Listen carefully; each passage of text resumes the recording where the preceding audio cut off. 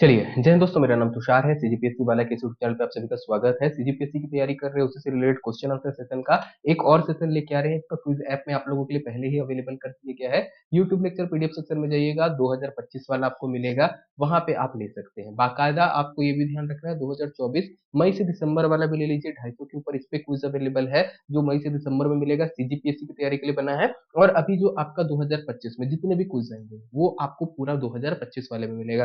Price काफी कम है, 101 रुपए में आपको 2025 में डेली क्विज, पीडीएफ और ग्रुप चैट सारी चीजें अवेलेबल होगी। जैसे और भी वैकेंसीज आएंगी उसकी भी तैयारी हम लोग कराएंगे, सारे का सारा आपको मिल जाएगा वहीं पे। ओके, चलिए क्वेश्चन की तरफ बढ़ेंगे। पहला क्वेश्चन आता है, किसके अनुसार महाभारत के वन पर्व में वर्णित ऋषभ तीर्थ शक्ति में। ओके, तो ऋषभ तीर्थ आपका महाभारत में वन पर्व में आता है, जिसमें बोला जाता है कि एक तालाब है जहां पे अगर आप नहाते हो तो आपकी मनोकामना पूरी होगी। उसमें बोला गया 2 बार या 3 बार आपको करना है ऐसा, और उसके बाद आपकी मनोकामना पूरी होगी। इस तरीके से कुछ है वहां पे। तो ये ऋषभ तीर्थ बोलते हैं शक्ति में, तो किसने ऐसा माना है? तो करेक्ट आंसर आपको ध्यान रखना रहेगा, लोचन प्रसाद पांडे आएंगे। ओके, चलो महाभारत में खाली आपको बताना है, महानदी का उल्लेख चित्रोत्पला के रूप में हुआ है। महाभारत काल में हम लोग बोलते हैं महानदी को चित्रोत्पला कहा जाता था। तो किसमें ये बात हुई है, किस पर्व में हुई है, ये बताना है। तो करेक्ट आंसर आपका क्या रहेगा? भीष्म पर्व में इसकी बात होती है। ओके, चलिए, किसके अनुसार रतनपुर चारों युगों में छत्तीसगढ़ की राजधानी था? प्यारेलाल गुप्त, मौनी बाबा, बालचंद्र या लोचन Prasad Pandey. According to whom आपको बताना है चारों युग में रतनपुर छत्तीसगढ़ की राजधानी था, ऐसा किसने बोला है? तो करेक्ट आंसर आपके आएंगे प्यारेलाल गुप्त जी। ओके, चलिए, द्वापर युग में रतनपुर को क्या कहा जाता था? ऑप्शन है मणिपुर, हीरापुर, मणिपुर, या इनमें से कोई नहीं। करेक्ट आंसर आपका आएगा ऑप्शन बी, हीरापुर। ओके, चलिए, महाभारत कालीन लाक्षागृह के साक्ष्य कहाँ से मिले हैं? तो ये क्वेश्चन क्या है, लाक्षागृह क्या है? तो एक्चुअल में ना दुर्योधन ने एक तरीके से छल से मारने की कोशिश की थी पांडवों को। उसने एक प्लान बनाया था कि मोम का एक मैं महल बना देता हूँ, पांडव उसमें रहने जाएंगे, अपना आग लगा देंगे और वो लोग भस्म, मतलब एक तरीके से भस्म हो जाएंगे।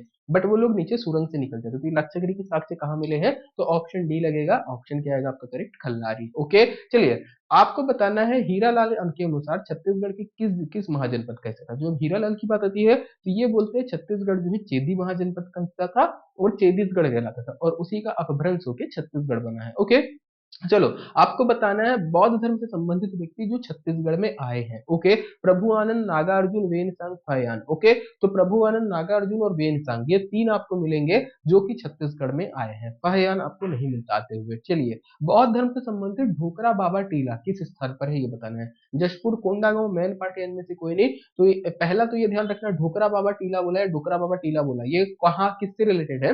तो ये बौद्ध धर्म से रिलेटेड, और मिलेगा कहाँ पे आपको? कोंडागांव में। ओके, चलो, जैन धर्म के पांचवें तीर्थंकर थे सुमितनाथ, इनकी प्रतिमा कहाँ से मिली है? ऑप्शन है आरंग, गूंजी, शक्ति, या इनमें से कोई नहीं। करेक्ट आंसर आपका आ जाएगा आरंग से मिली है। ओके, चलिए, फिर आते हैं, किसके अनुसार चंद्रगुप्त मौर्य ने एक विशाल सेना द्वारा मगध की साम्राज्यवादी नीतियों को आगे बढ़ाया तथा वह जो है तिनवेली या जिलेबा की पौड़ी वाली पहाड़ी तक पहुंच गया था? ये आपको बताना है, ये किसके अनुसार कहा गया है? तो करेक्ट आंसर की बात करेंगे, करेक्ट आंसर ऑप्शन बी हो जाएगा आपका, एससी राय चौधरी। ओके, चलिए, फिर आते हैं नेक्स्ट क्वेश्चन में, किसके अनुसार कलिंग युद्ध में कोसल प्रदेश के लोगों ने अशोक के प्रति अधिक मित्रता प्रदर्शित की थी? मतलब देखो, इतिहास में ये चीज एकदम क्लियर नहीं लिखा है। कोई बोलता है कि अशोक के साथ थे। ओके, आपका जब आपका कलिंग युद्ध हो रहा था तो छत्तीसगढ़ के लोग कौशल के साथ थे। किसी का बोलना यह है, किसी का बोलना यह है कि कौशल के साथ नहीं थे, मतलब आपका क्या कहते हैं, सॉरी कौशल में होता है अशोक के साथ थे बोलते हैं, और कुछ में बोलता है अशोक के साथ नहीं थे, कलिंग के साथ थे। तो जो एक,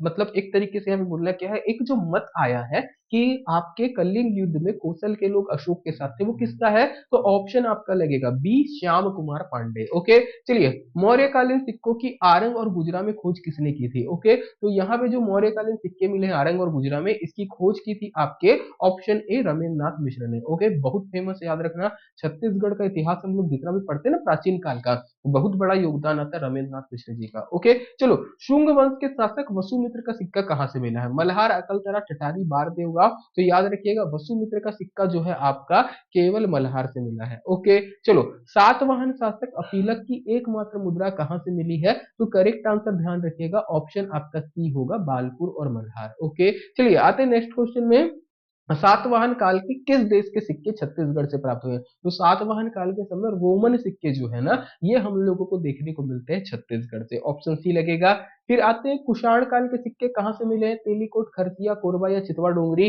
तो तेलीकोट और खरसिया हम लोग पकड़ सकते हैं, इसके अलावा आप कोरबा पकड़ लीजिएगा। ओके, चलिए उपसर्ग रहित शब्द आपको बताना है कौन सा है, बिल्कुल, दरकार, दर्शनीय या फिर नादान। उपसर्ग क्या होता है, जो शब्द के आगे लगे। तो यहाँ पे अगर आप देखोगे तो उपसर्ग रहित शब्द जो है आपका ऑप्शन सी मिलेगा, दर्शनीय। यहाँ पे ई प्रत्यय है। ओके, जैसे कुल के आगे आप बिल लगा रहे हो, कार के आगे आप दर लगा रहे हो, दान के आगे आप ना लगा रहे हो। ओके, चलिए बेशक शब्द में जो आपको बताना है ये किस समास का उदाहरण है। ओके, बेशक, बिना किसी शक के। तो इसका करेक्ट आंसर क्या हो जाएगा, ऑप्शन ए अव्ययी भाव समास है। ओके, चलिए संकल्प किस संधि का उदाहरण है ये आपको बताना, संकल्प में कौन सी संधि है। तो करेक्ट आंसर आपका क्या हो जाएगा, ऑप्शन ए व्यंजन संधि। ओके, चलो पर्यंक शब्द का आपको बताना तद्भव क्या होगा। ओके, पर्यंक किसका तद्भव है, या फिर किस पर्यंक किसका तत्सम है, एक्चुअल में इसका तद्भव शब्द बताना है। तो पर्यंक जो है ये कुछ और नहीं होता, आपका पलंग होता है। ओके, चलिए धर्माधर्म में कौन सा आपका समास है। ओके, यहाँ पे एक्चुअल में समय लिखा गया, इसको समास करिएगा। तो धर्माधर्म, धर्म और अधर्म की बात कर रहा है, तो यहाँ पे वैकल्पिक द्वंद आएगा। ओके, या तो धर्म होगा या तो अधर्म होगा, दोनों एक साथ नहीं आ सकते। चलिए वह गया था, ये किस काल का उदाहरण है, तो वह गया था ये एक्चुअल में आपको मिलेगा इनमें से कोई नहीं, ये जो है आपका ना सामान्य भूत है। ओके, मोहन आया, ये किस प्रकार का आपका वाक्य है, तो ये आप बोलोगे मोहन आ गया है, तो इसमें आपका करेक्ट आंसर क्या होगा, सामान्य भूत। ओके, चलो कौन सा अंतस्थ व्यंजन नहीं है, या रा ला व ह, बताओ कौन सा आपको नहीं दिख रहा है जो अंतस्थ नहीं है। करेक्ट आंसर ह आपका अंतस्थ नहीं है। ओके, चलिए नेक्स्ट आएंगे क्वेश्चन में, मैं घड़ा भरता हूँ क्रिया किस भेद के अंतर्गत आएगी। ओके, मैं क्रिया जो है मैं घड़ा भरता हूँ, अब यहाँ पे आपको पता चल रहा है क्या भरता हूँ, घड़ा भरता हूँ, तो करेक्ट आंसर आपका सकर्मक क्रिया हो जाएगा। अमावट में कौन सा प्रत्यय है, तो आवट आपको दिख रहा होगा, अम से बना है, तो अम से अमावट, तो आवट आपका प्रत्यय है। ओके, खैरवार जनजाति छत्तीसगढ़ का क्वेश्चन आ गया है, इनका पारंपरिक कार्य क्या है, तो खैरवार जो है खैर वृक्ष से जुड़ा हुआ है, खैर मतलब कत्थे का पेड़। ओके, तो कत्था निकालने का काम करता है। सरगुजा वुड प्रोडक्ट आपको अंबिकापुर में दिखेगा फैक्ट्री। ओके,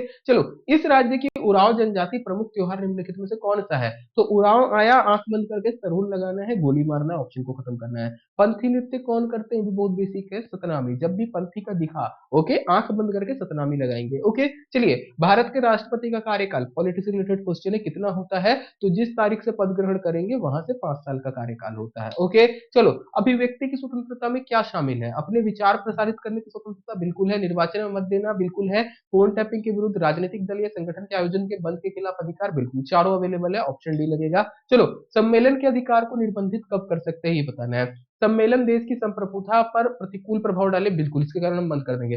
सम्मेलन से यातायात प्रभावित हो, इससे भी बंद कर देंगे। न्यायालय के अनुसार सम्मेलन द्वारा मानव जीवन का खतरा हो, बिल्कुल बंद कर सकते हैं। किसी संपत्ति पर कब्जा हो, बिल्कुल, ऑप्शन आपके चारों लग जाएंगे डी। ओके, चलिए अनुच्छेद 22 में किस अधिकार का उल्लेख है ये बताइएगा, दोष सिद्धि के विरुद्ध अधिकार, जीने का अधिकार, गिरफ्तारी के विरुद्ध संरक्षण का अधिकार, या बाल श्रम के विरुद्ध अधिकार। तो आर्टिकल 22 जो है ये आपका ऑप्शन सी है, गिरफ्तारी के विरुद्ध संरक्षण का अधिकार देता है। 7 पॉइंट है आर्टिकल 22 में, ध्यान रखना है, जिसमें शुरू के 3 जो है वो हमारे लिए लागू होते हैं। चलो भारत में मूल अधिकार संबंधी प्रथम मांग कब की गई थी, तो करेक्ट आंसर आपका हो जाएगा ऑप्शन ए, संविधान विधेयक 1895, पहली बार मूल अधिकारों की मांग की गई थी। फिर आते हैं 15 का 2 क्या बोलता है, तो 15 का 2 आपको बोलता है ऑप्शन है, देखो ये रेंजर टेक्निक होती है, इतना बड़ा अगर कोई ऑप्शन लिखा है, जनरली क्वेश्चन सेट करने वाला आलसी होता है, इतना बड़ा ऑप्शन गलत नहीं होता, सामान्य तौर पे बात कर रहा हूँ 10 में से 9 बार। तो याद रखिएगा आपका 15 का 2 धर्म, लिंग, वंश, मूल, जाति, जन्म स्थान के आधार पर किसी भी व्यक्ति को सार्वजनिक स्थान पर प्रवेश करने से मना नहीं कर सकते आप, ना ही सार्वजनिक चीज का उपयोग करने से रोक सकते हो। ओके, चलो भारत के राष्ट्रपति किसकी शपथ लेते हैं, तो संविधान का संरक्षण, प्रतिरक्षण और परिरक्षण की लेते हैं। आप मुझको आर्टिकल बताएंगे किस आर्टिकल के अकॉर्डिंग राष्ट्रपति की शपथ होती है। ओके, चलिए नेक्स्ट आएंगे, राष्ट्रपति के महाभियोग के बारे में कौन सा कथन गलत है, महाभियोग किसी भी कारण से लाया जा सकता है, ये स्टेटमेंट बिल्कुल गलत है। महाभियोग केवल राष्ट्रपति के खिलाफ संविधान के अतिक्रमण पर लाएंगे। प्रक्रिया किसी भी सदन से आरंभ की जा सकती है, ये स्टेटमेंट सही है। ओके, गलत वाले को अपन कट कर देते हैं। महाभियोग लाने के 14 दिन पहले सूचना देना आवश्यक है, ये भी बिल्कुल ठीक है।